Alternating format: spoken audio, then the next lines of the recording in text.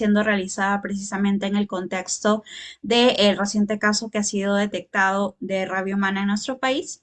Y para ello tenemos como ponente en este caso al doctor José López Revilla, que se encuentra aquí con nosotros. Él es médico infectólogo en el Instituto Nacional de Salud del Niño de San Borja. Asimismo, también se desempeña como profesor de salud pública en la Universidad Científica del Sur y también es investigador asociado en la Universidad Científica del Sur. Él va a estar acompañándonos para darnos mayores luces sobre lo que es en este caso rabia humana, en qué consiste y qué es lo que podemos hacer para poder lidiar con lo que es en este caso esta problemática. ¿Qué tal, doctor José López Revilla? ¿Cómo se encuentra? Buenas noches. Bien, buenas noches. Muchas gracias por la invitación. Muchas gracias por el espacio que nos da Científica Divulga. A través de ti, Kimi, quiero brindar un saludo a todos los organizadores. Muchas gracias. Sí, esta charla está siendo organizada tanto de parte de Científica Divulga como de la Facultad de Medicina Humana y Conciencia. Así que gracias a usted por su participación y por aceptar estar aquí. Bueno, le doy paso en todo caso a usted para que ya empecemos con la parte de la presentación. Excelente, gracias. Permíteme ver si mi pantalla se ve correctamente, si se escucha bien, ¿sí? ¿Se escucha bien? Sí, lo escuchamos bien, no hay ningún problema. Perfecto, Perfecto. Sí, la pantalla se ve perfecta. Empezamos. excelente. Bueno, reiterar el saludo y el agradecimiento por la invitación a este evento. De hecho, el espacio que nos da Científica Divulga para hacer labores de comunicación en un lenguaje sencillo, dirigido a población general, pues es una labor muy importante y nosotros participamos con mucho entusiasmo en este tipo de actividades porque es lo que de parte de la universidad, de parte de la carrera y de parte de nuestra formación como profesionales de salud, queremos brindar hacia la población, ¿no? En esta ocasión vamos a hablar sobre rabia humana. Eh, Esta charla está dirigida como un objetivo a público general. De hecho, hay muchos conceptos que vamos a ir explicando para que se entienda de manera sencilla cómo es que la rabia nos afecta, cómo es que se transmite y qué modos hay para protegernos, ¿no? Para prevenir. Entonces, mi nombre es José López, ya me presentaron. Por favor, siéntanse en la libertad de levantar la mano, de anotar sus preguntas a través del chat o participar directamente si es que tienen alguna duda Rendimiento de la presentación. ¿Ok? Pues de esto trata nuestra sesión de hoy. Vamos a hablar sobre rabia, algunas definiciones, la presencia de síntomas, algunos hechos importantes sobre la rabia y básicamente medidas de prevención, ¿sí? Entonces, vamos a ir paso a paso hablando sobre la definición. ¿A qué nos estamos refiriendo cuando hablamos de rabia, ¿no? La rabia es una enfermedad que se transmite de animales hacia humanos. Este concepto de enfermedades que se transmiten de animales hacia humanos involucra un mecanismo que se llama zoonosis, ¿no? Todas las enfermedades de este tipo que provienen de animales hacia humanos son denominadas zoonosis. ¿Y por qué recalco este Una tema? perra como muerde, Porque durante ¿no? los últimos años, la mayor cantidad de brotes de enfermedades han sido basadas en este mecanismo, transmisión de animales hacia humanos, ¿no? En este caso, la rabia está causada por un virus, ¿no? Que llega al organismo y que se desarrolla a través del sistema nervioso, ¿no? De hecho, su principal afectación es el sistema nervioso de las personas, ¿no? Yo puedo tener una mordedura en la mano y los virus van a ir progresando a través de mis nervios, ¿no? Del brazo, la columna, y llegando al cerebro y finalmente afectando mi cuerpo y finalmente produciendo la muerte, porque la gran mayoría, casi el 100% de los casos, son mortales. Y digo casi porque hay más o menos unos 20 casos en la literatura mundial de recuperación de pacientes que han sido afectados de rabia, pero que quedan con diversas secuelas. Hay algunos pacientes que han recuperado completamente la salud, mientras que otros han quedado con unas secuelas muy severas a nivel neurológico y algunos con secuelas moderadas, ¿no? Entonces, hay todo un espectro de consecuencias donde la principal consecuencia, la más frecuente, es la muerte cuando el paciente se afecta de rabia. Y de hecho, lo acabamos de ver, ¿no? Con nuestra paciente de Arequipa, una persona que sufrió una mordedura que finalmente ha terminado falleciendo, ¿no? Entonces, esto es un concepto importante, ¿no? La rabia viene de animales hacia humanos. Doctor, pero ¿puede haber rabia a través de los humanos? Sí, ¿no? Teóricamente sí, porque la rabia se transmite a través de la saliva infectada, ¿no? Si yo atiendo a un paciente que está afectado por rabia y el paciente me muerde, hay un riesgo de que yo también tenga rabia transmitida de persona a persona. El riesgo es bajito, pero aún existe, ¿no?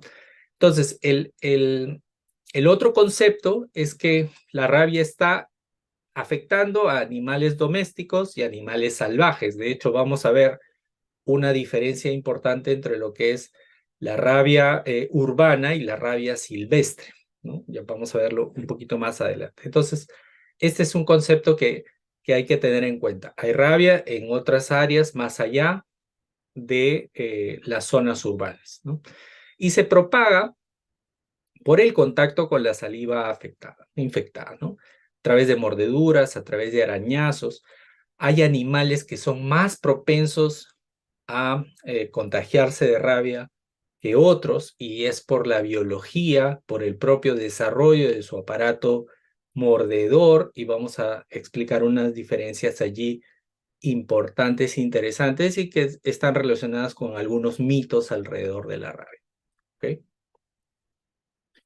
Entonces, este es un mapamundi, un mapa plano donde están todos los casos a nivel mundial, ¿sí? En todos los continentes del mundo hay rabia, excepto en la Antártida, ¿ok? Sin embargo, las zonas que ustedes pueden ver en rojo son las zonas donde se registran la mayor cantidad de casos a nivel mundial, ¿ok? Y obviamente está Perú dentro de una de las áreas rojas.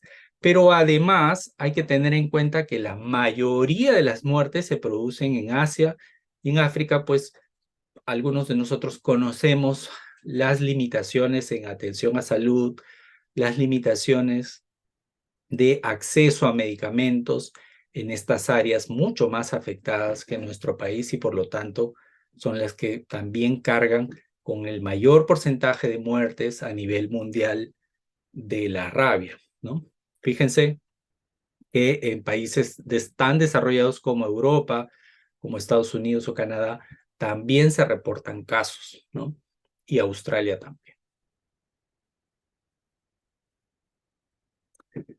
Y entonces, ¿cómo estamos en el Perú? Este escenario de rabia en Perú en realidad no es un escenario reciente, no es una noticia que eh, que nos sorprenda, digamos, porque siempre hay casos, ¿no?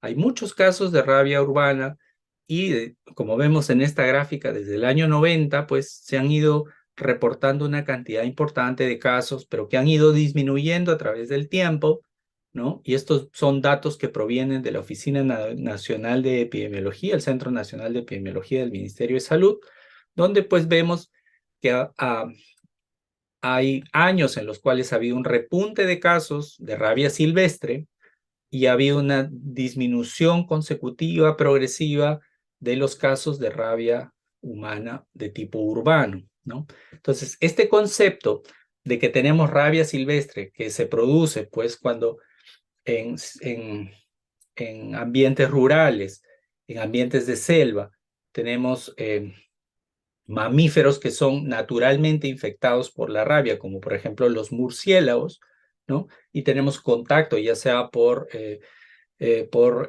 ser colonos de áreas forestales, por estar acampando sin las medidas de protección adecuadas, por estar expuestos por el trabajo en ambientes rurales, puedo yo tener cierto riesgo, y vamos a ver un mapa, de afectación por rabia humana silvestre, ¿no?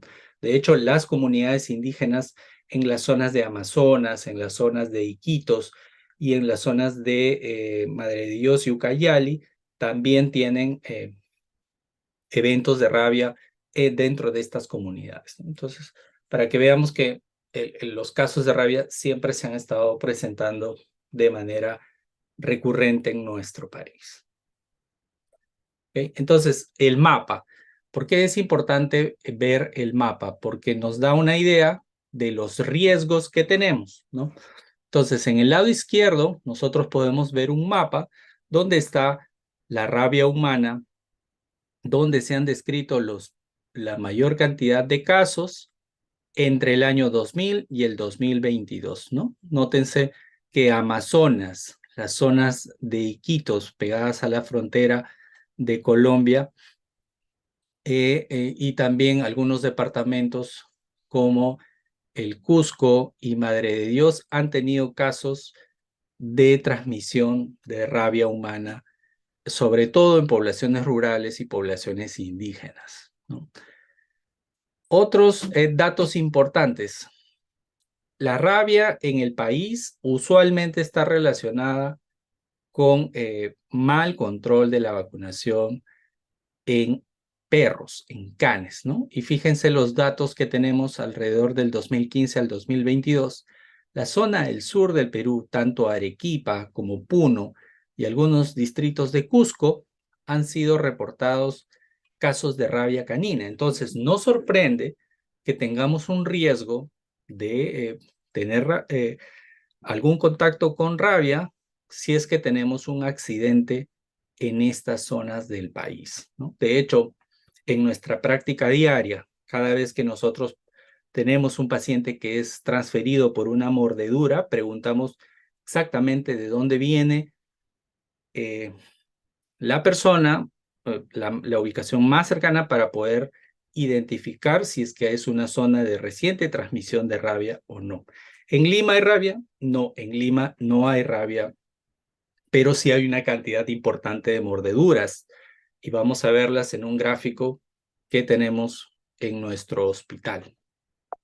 ¿Okay? Este es el gráfico de nuestras mordeduras caninas en el Instituto del Niño de San Borja. Datos del 2023. Nosotros hemos atendido 151 casos de mordeduras caninas en niños, tanto varones como mujeres, con una edad media de 5 años, ¿no? La mayoría de accidentes son en niños muy pequeños, ¿no? Entre los 3 y los 8 años, y hemos llegado a tener niños hasta de 1 año mordidos por diferentes canes a lo largo de solo este año, ¿ok?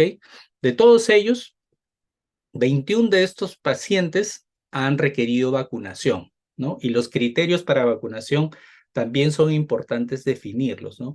Cuando yo vacuno cuando es una mordedura que compromete cabeza, que compromete cuello, que compromete manos, que compromete región perineal, inguinal, ¿no? Genital, y cuando compromete palmas y dedos de los pies. ¿Y por qué?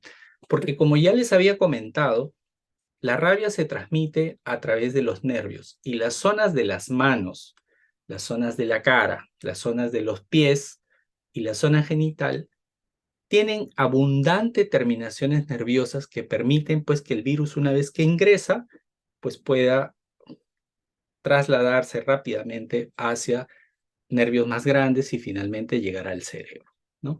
Entonces, eso es importante. Hay criterios para vacunar, sí. Otro de los criterios para vacunar que nosotros utilizamos, aparte de la complejidad de la mordedura, es si el animal tiene antecedentes. Si el animal tiene un antecedente de vacunación, consideramos la complejidad de la mordedura, es una mordedura grande, importante, vacunamos, ¿no? Pero si es un animal que no conocemos, que fue mordido en plena calle y nadie más vio al animal o el animal fue eliminado después de la mordedura, ahí también vacunamos.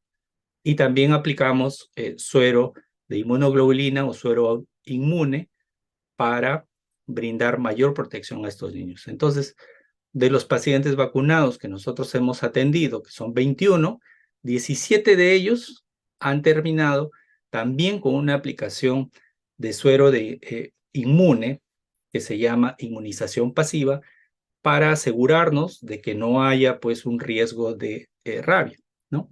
Nosotros no hemos tenido ningún caso de rabia hasta en este año y en los años anteriores tampoco.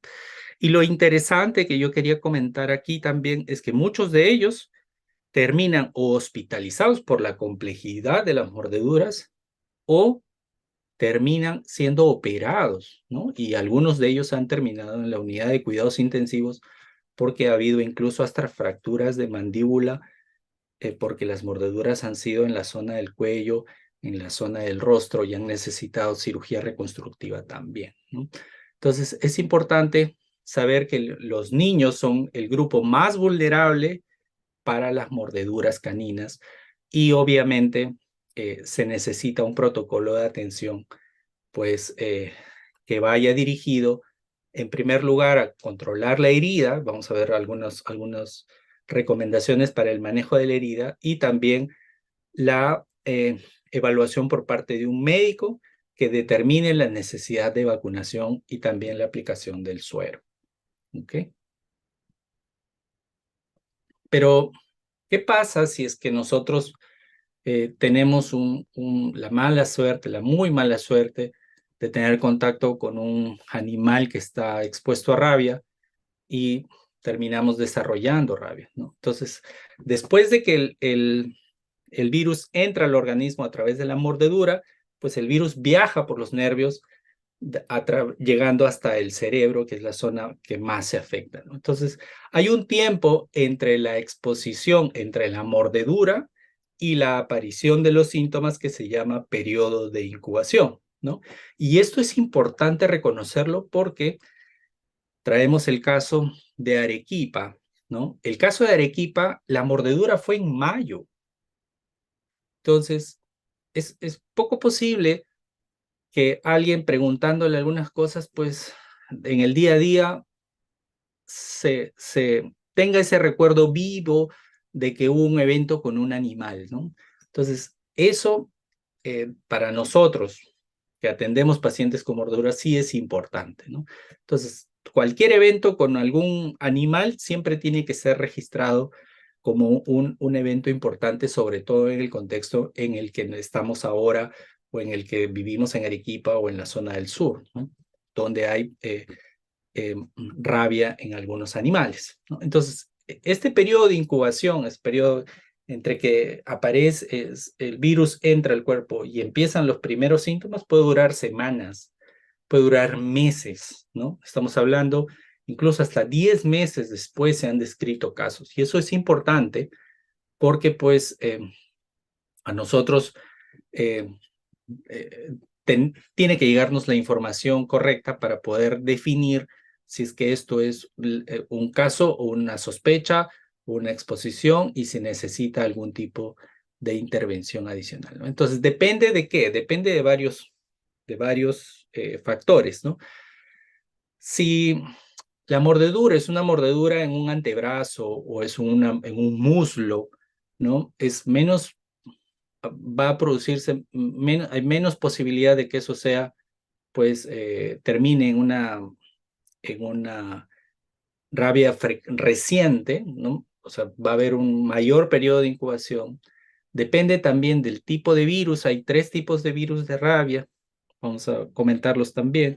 Y depende de la inmunidad, ¿no? Si yo soy una persona que tiene su crecimiento, desarrollo, sus actividades normales, es posible que mi propio organismo pueda contener en un primer momento la infección y finalmente demorar un poco más la aparición de los síntomas. Pero si es que no es así, si yo soy una persona que toma medicamentos que disminuyen mis defensas, si soy una persona que tiene algún tipo de tratamiento que afecta otros órganos o mi enfermedad crónica no está bien controlada, pues también eso puede incrementar la posibilidad de que rápidamente se desarrollen los síntomas, ¿no? Entonces, luego de esto, hay un periodo que se llama la fase aguda, ¿no? Que es muy similar a la gripe. Y es lo que pasó con esta paciente de Arequipa, ¿no? Ella se sintió mal en algunos momentos entre julio, junio, ¿no? Fue al doctor, le dieron tratamiento sintomático, no hubo un recuerdo sobre el evento y recibió tratamiento y fue a casa. Seguía sintiéndose mal, recibió tratamiento y fue a casa. Y así fueron con 4 o 5 consultas, ¿no? Entonces, este periodo inicial, el periodo agudo, que es muy similar a la gripe, pues tiene estos síntomas, ¿no? Hay debilidad, hay malestar general, puede haber un poco de fiebre, puede haber dolor de cabeza, ¿no?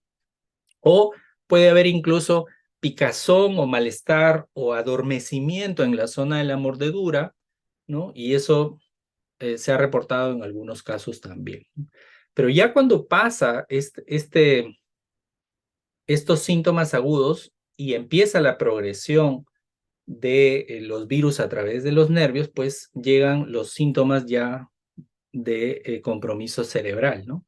Disfunción cerebral, trastornos de ansiedad, confusión, agitación, ¿no?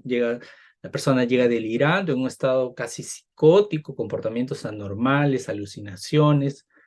Eh, el tema de la hidrofobia es importante, ¿no? Cuando uno abre el caño, el paciente prácticamente da gritos, aullidos y ve el agua como si fuera una sustancia tóxica, ¿no? Hay insomnio y finalmente hay trastorno de la conciencia, coma y muerte, ¿no? Entonces, eso es lo que pasó con nuestra paciente. La paciente fue atendida después de estos síntomas iniciales, fue atendida en la emergencia por trastornos de ansiedad, comportamientos anormales, ¿no? 2 o 3 veces fue vista dentro de su centro de salud y el hospital y finalmente recibía tratamiento, iba a casa, ¿no? Y después ya la disfunción cerebral y todo, pues tradujeron que nos mostraron que la enfermedad había progresado y finalmente terminó hospitalizada y en cuidados intensivos, ¿no? Hay que decir aquí también que la mortalidad en estos casos, pues es 100%. Ya habíamos comentado que hay casos esporádicos que han sido recuperados, pero que hay un espectro, hay un rango de secuelas desde muy leves hasta muy severas que terminan con los pacientes que han sobrevivido, ¿no? Otro dato interesante, hay un grupo de personas en nuestra Amazonía que tiene anticuerpos contra la rabia sin haber sido vacunados. ¿Qué significa esto? Que en algún momento de su vida ellos han tenido contacto con el virus de la rabia, ¿no? Pero que no han desarrollado enfermedad. Y eso es algo muy interesante para la ciencia porque no estaban descritos estos casos anteriormente, pero ahora ya hay grupos de personas que están siendo evaluadas regularmente para ver cómo fue esta exposición y aprender un poco más sobre la enfermedad, ¿no?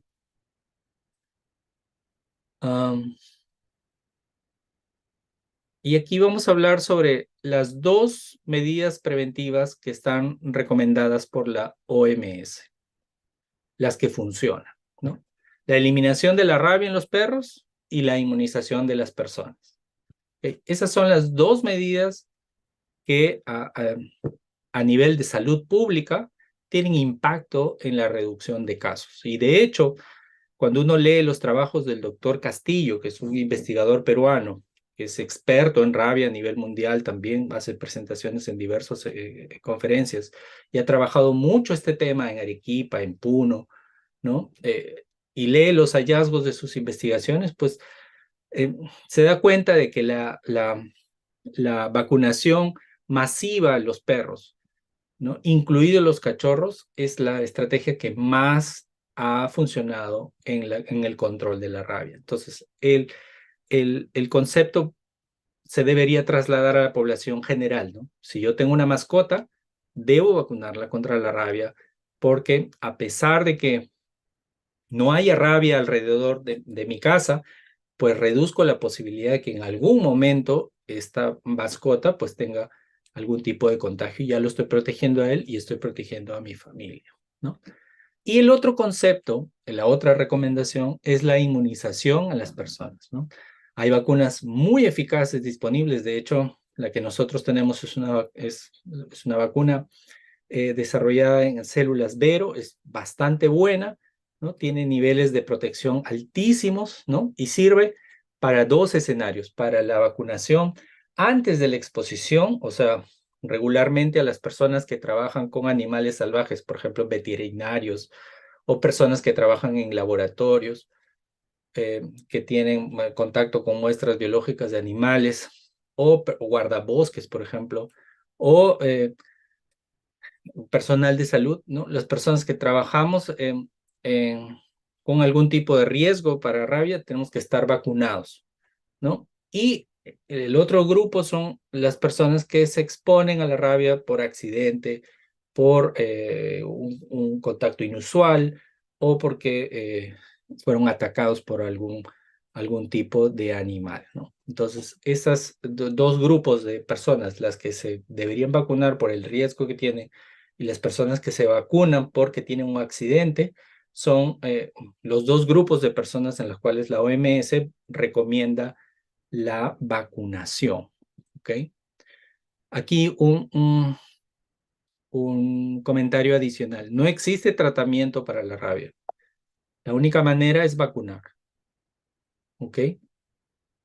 Y entonces, lo que sí podemos hacer en casa cuando tenemos un contacto con algún animal sospechoso, y animales sospechosos pues son una serie, ¿no? Son los gatos, los perros, los monos, ¿no? Los vampiros, de hecho, los murciélagos hematófagos,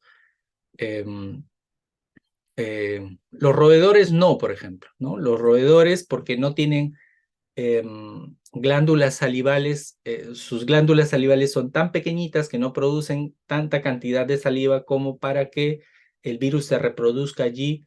Ratas, hámsters, ratones no transmiten la rabia, ¿no? Sí se infectan, sí, pero tienen una característica, ¿no? La enfermedad en los roedores hace que sean paralizados por la rabia. No hacen que sean, que tengan un comportamiento agresivo, ¿no? Más bien se paralizan y mueren por inanición, por falta de alimento y por falta de movimiento. Pero en cambio los otros animales sí, ¿no? Los perros se vuelven agresivos, los gatos, los zorros se vuelven más agresivos también, los monos, ¿no? Entonces, esas diferencias hay en cuanto a las transmisiones, ¿no? Vamos a hacer un comentario también sobre eso. Y aquí, ¿qué hacer, no? Si yo hay tres categorías en las cuales yo puedo actuar, ¿no? O sea, la categoría 1, si es que toco o alimento animales y los animales lamen la piel que está intacta, que no hay lesiones o estoy protegido, pues simplemente hay que utilizar lavado de las superficies de la piel expuesta, o sea, lavado con agua y jabón. Doctor, cualquier jabón sirve, eh, cualquier jabón, ¿no? De hecho, los jabones para lavar la ropa son los más preferidos porque tienen un índice de saponificación, de eliminación de material graso mayor que el jabón de tocador, pero cualquier jabón funciona, ¿no? Y hay que utilizarlo de manera profusa, ¿no? La segunda categoría son los mordiscos en piel descubierta con rasguños y abrasiones menores, pero sin sangrado, ¿no? En este caso, se lava la herida y se vacuna inmediatamente, ¿no? El esquema de vacunación, solo para comentarles, son 5 dosis que se colocan en el hombro, ¿no? Anteriormente había una costumbre de colocarlos alrededor del ombligo, pero el esquema ha cambiado y ahora se colocan en el hombro, un esquema reducido de 5 dosis, ¿no? Y finalmente la categoría 3, que son mordeduras importantes, múltiples, con contaminación, ¿no? Con evidencia de saliva en la mordedura, pues y ahí también hay que hacer un lavado intenso, vacunación además y administración de inmunoglobulina o suero inmune, ¿no es cierto? Es lo que nosotros usualmente vemos con nuestros pacientes que tienen una mordedura grande, que no conocemos al animal y que pues es tratado con una limpieza quirúrgica, con vacunación y con administración de este suero inmune para la protección de ellos, ¿no? Entonces, estas 3 categorías son las recomendadas para el manejo de la exposición contra la rabia. ¿Ok? Y ya con esto vamos terminando. Para solo datos importantes, 60.000 muertes al año alrededor de todo el mundo por rabia. Es una enfermedad realmente penosa, ¿no? Porque es 100% prevenible por una vacunación. El nombre de rabia, pues, significa ira o enojo intenso, ¿no? En griego, y de hecho, el nombre de los virus que transmiten la rabia se llama lisavirus, ¿no? Y proviene del nombre griego de la diosa de la rabia y la locura, ¿no? Los lisavirus, ¿no? Comprende el virus de la rabia y 3 virus, quizás hay unos virus más, son como 5 virus que también son similares a la rabia y que también producen síntomas neurológicos en los humanos, ¿no? Entonces, cada uno de ellos, de estos virus, es capaz de producir enfermedad similar a la rabia y la mortalidad siempre es 100%. Entonces, mi mensaje para todos ustedes es que, en primer lugar, si vamos a ser responsables de una mascota, hay que vacunarla. En segundo lugar, si reconocemos que nuestra comunidad es una comunidad en riesgo porque hay animales abandonados y, y hay conductas que pues traducen agresividad, lo ideal es comunicar a las autoridades y contener eso. Si es que no se puede, pues evitar el contacto, ¿no? Y si en algún momento tenemos una exposición por una mordedura, acudir al centro de salud. El Ministerio de Salud brinda vacunas de manera gratuita, ¿no? En un esquema que es bastante sencillo, son 5 dosis y con los seguimientos posteriores podemos definir el riesgo de enfermar por rabia, ¿no? El 28 de septiembre fue el Día Mundial de la Rabia, ¿no? Y el mensaje que nos dio el profesor David Maybe, que es el director de la OMS para este punto, es que todas las muertes se pueden prevenir, ¿ok? 100% prevenibles. Entonces, el mensaje que nos da él es que renovemos nuestro compromiso tanto a nivel país, a nivel de salud pública, a nivel de la comunidad, a nivel individual, para poner fin a todas las muertes que se producen por la rabia transmitida por perros en el año 2030. Con esto, mi mensaje termina. Muchas gracias por su atención. Muchas gracias, doctor José López, por el tiempo y por la disposición para estar aquí en la charla.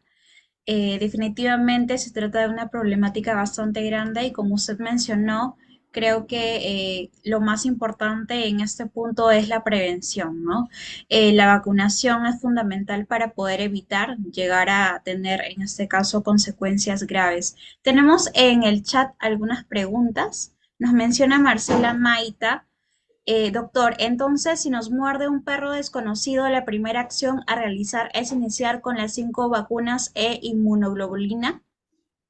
Es una buena pregunta. Si nosotros estamos frente a un perro desconocido, lo primero es lavar la herida con una solución jabonosa, acudir al centro de salud y el médico va a definir si es que la vacunación, que de todas maneras tiene que hacerse, va a ir acompañada de suero inmune. El suero inmune sí es una recomendación, pero tiene criterios, como bien decíamos, ¿no?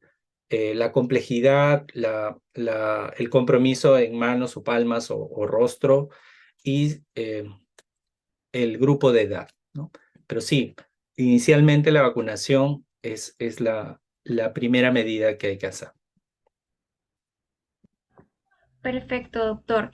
Y esta es una consulta un poco de mi parte. Si me han vacunado contra la rabia, ¿cuánto tiempo de protección tengo yo en este caso? ¿O Es, es es, una protección indefinida? es una excelente pregunta, ¿no? Eh, a nivel de salud pública, los esquemas de vacunación, hay algunos que nos dicen hay que vacunar cada 2 años, hay otros que dicen hay que vacunar cada 5 años, hay otros que dicen cada 10 años un refuerzo, o de repente no es necesario un refuerzo a nivel durante la vida. Para personas en riesgo, ¿no? La recomendación es que se vacunen cada 2 años para personas en riesgo.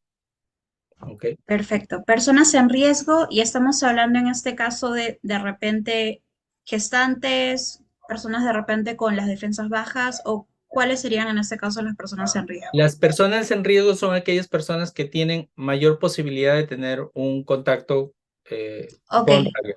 O sea, yo soy un veterinario que trabaja con perros Ujú. en la calle. Yo soy un guardabosques que voy a Perfecto. hacer una rotación en Madre de Dios, o soy un médico que va a trabajar en una zona rural, o soy ¿no? un trabajador municipal que va a ir a trabajar a las zonas donde hay reportes de rabia canina, ahí tengo que vacunar.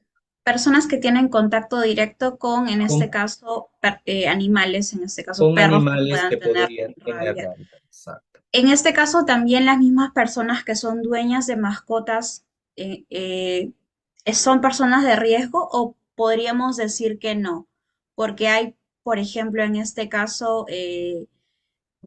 esta creencia de que muchas veces las mascotas que ya son dóciles no tienen, dóciles no tienen este riesgo de tener rabia.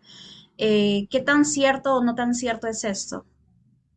A ver, es una excelente pregunta. ¿Por qué? Porque si yo soy un dueño responsable, lo Ujú, primero que debería hacer es vacunar a mi mascota. Pero si no lo hago, tengo algún riesgo.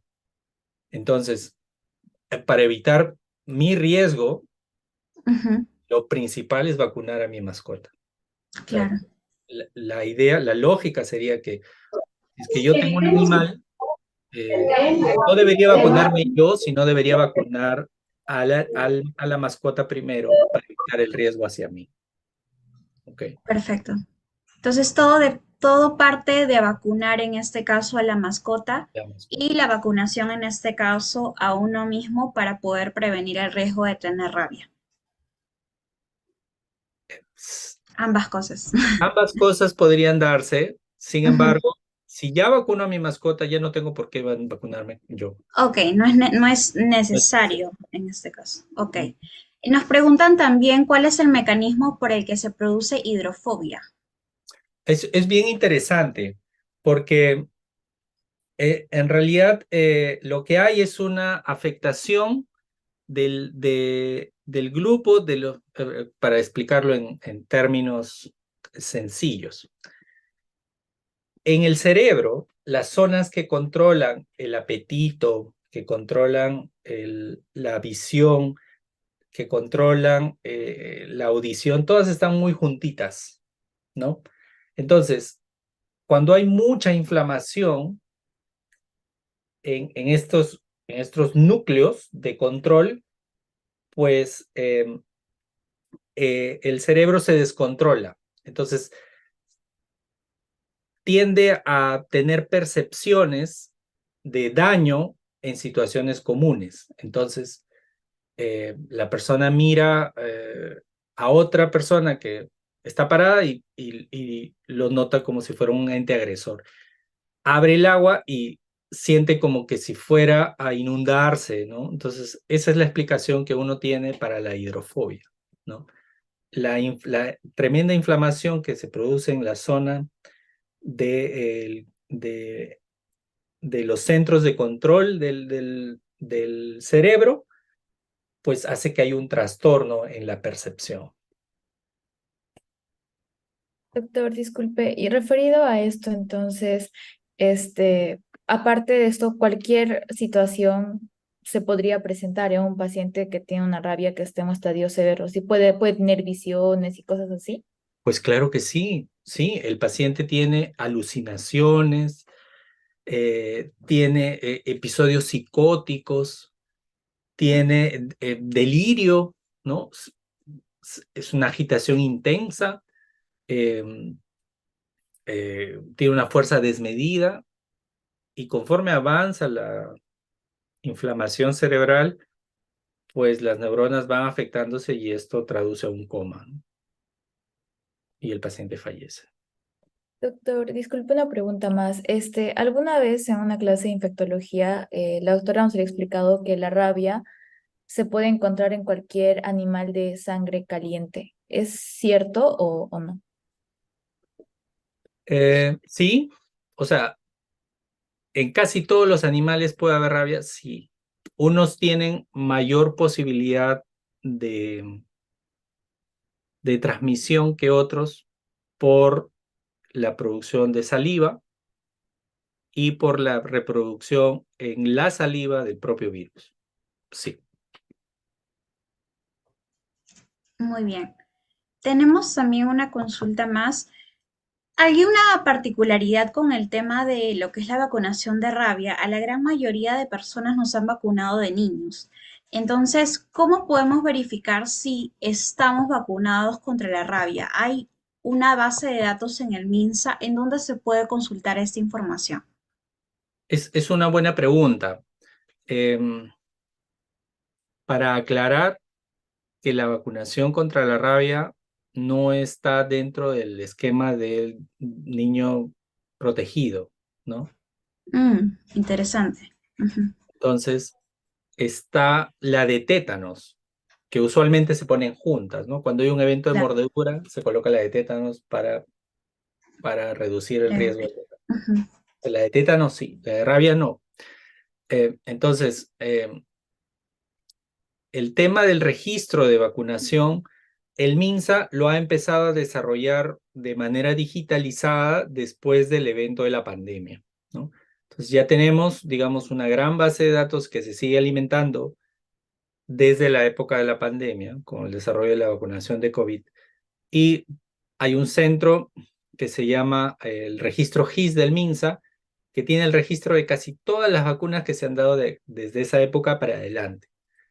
Anteriormente probablemente tengamos registros en papel, pero son difíciles de encontrar, eh, sobre todo si es que uno se mueve de una zona a otra, ¿no? Entonces, yo dudo mucho que tengamos información digital antes de la pandemia. Comprendo. ¿Y cómo se podría hacer en ese caso? De repente, ¿hay algún riesgo si es que una persona que ya se vacunó contra la rabia se vuelve a vacunar? O, No, pues no, porque como ya había comentado, la recomendación para personal de riesgo es que al menos cada 2 años tengamos un refuerzo. Así que tener un refuerzo no implica un riesgo. perfecto. Listo. Y la última pregunta para cerrar. Nos pregunta Marcela Maita. Doctor, entonces si nos muerde un perro desconocido, la primera acción no, perdón, esa pregunta ya está. Doctor, si el año pasado me pusieron 4 dosis de vacunas para la rabia y si quiero completar mi esquema, ¿reinicio todo o solo la última dosis? Es una buena pregunta, ¿no? Porque a veces a nosotros nos ha pasado que viene un niño transferido de Puno y está en el hospital 2, 3 semanas, entonces tiene las 3 dosis y cuando regresa a su comunidad deja de completar las dosis y regresa después de unos meses. Lo que nosotros recomendamos es que complete el esquema, ¿no? O sea, si yo he tenido una vacunación el año pasado, la mayor probabilidad es que esta quinta dosis que me está faltando, pues me permita reforzar el esquema y completarlo, en términos de incrementar la inmunidad, ¿no? No es necesario volver a vacunar. Perfecto, muy bien. Creo que con eso ya estaríamos terminando las consultas. Muchas gracias, doctor, por su participación, por darse el tiempo y el espacio de poder asistir en esta oportunidad. Verdaderamente nosotros estamos muy agradecidos tanto de Científica Divulgan Conciencia por parte de la Facultad de Medicina y en general en la Universidad Científica del Sur, eh, por tener este tipo de espacios que permitan, en este caso, poder acceder a la información de una forma más cercana, mucho más amena, que definitivamente este tipo de espacios no son tan usuales en nuestra sociedad y más que nada están destinados a la comunidad científica. Así que le agradecemos mucho por su tiempo y por su tiempo y su disposición. Y nada, estaremos ya con usted en una próxima oportunidad. Muchísimas gracias por poder haber asistido a la charla que hemos tenido el día de hoy. Y bueno, gracias nuevamente. Muchas gracias. Gracias a ustedes por la invitación. De hecho, estos espacios a todos nosotros nos hacen falta porque hay muchas preguntas, ¿no? Sí, Y ya de todas maneras, en una siguiente oportunidad vamos a seguir hablando de por este supuesto y que otros sí. temas. Por Gracias por... supuesto que sí, nos encantaría seguir contando con usted en una próxima oportunidad. Muchísimas gracias. Esperamos verlo en una siguiente ocasión. Claro que sí. Listo. Cuídense. Gracias, doctor. Vamos a continuar con lo que tenemos programado para el día de hoy y en este caso es lo que es el tema del sorteo de 2 kits de emergencia, en este caso 2 kits de primeros auxilios concretamente, y para ello a través del chat dejé lo que es el formulario para que puedan en este caso llenarlo y ser parte de lo que es la participación de este sorteo. Voy a proyectar lo que es la pantalla para que puedan ver la transparencia y vamos a dar en este caso lo que es el resultado de quiénes son las 2 personas ganadores. Son 2 kits que vamos a sortear en esta oportunidad y voy a en este momento compartir mi pantalla.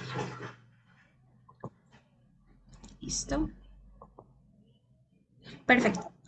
Tenemos a las personas que se registraron en este caso en el listado para lo que es este sorteo. Y bueno, como son 2 premios, vamos a sortearlo ahora mismo. Y los ganadores son, en este caso, Juan Medina, José Luis y Junior Smith Torres Ronda. Ellos dos son los acreedores de los 2 kits de primeros auxilios que en este caso nos está brindando la Facultad de Medicina para los asistentes al sorteo. Muchísimas gracias por su participación y por su asistencia. Los esperamos a todos en nuestra próxima charla que va a tener lugar en este caso el día 14 de noviembre y va a ser en el marco del Día de la Diabetes. De paso queremos también invitarlos a que sigan a Científica Divulga en nuestras redes sociales. Lo voy a dejar justamente aquí en el chat para que puedan también seguirnos y ver las publicaciones que compartimos. Solimos compartir lo que son en este caso notas e información. Notas e información científica de una forma mucho más amigable para la población en general. Así que nada, muchísimas gracias por todo el tiempo, por el espacio y nos estamos viendo nuevamente. Esperamos ver a todos los asistentes el día 14 de noviembre en el marco del Día de la Diabetes con una nueva charla en la que por supuesto también van a tener el espacio para poder hacer las consultas que vean necesarias y vamos a tener también muy probablemente otro sorteo, así que no se desanimen y ya nos estaremos viendo. No olviden seguirnos en nuestras redes sociales para poder conocer más información sobre ciencia de una forma mucho más cercana y amigable. Eso sería todo respecto al día de hoy. Muchas gracias a todos por su participación y por su asistencia. Hasta luego, que tengan una excelente noche.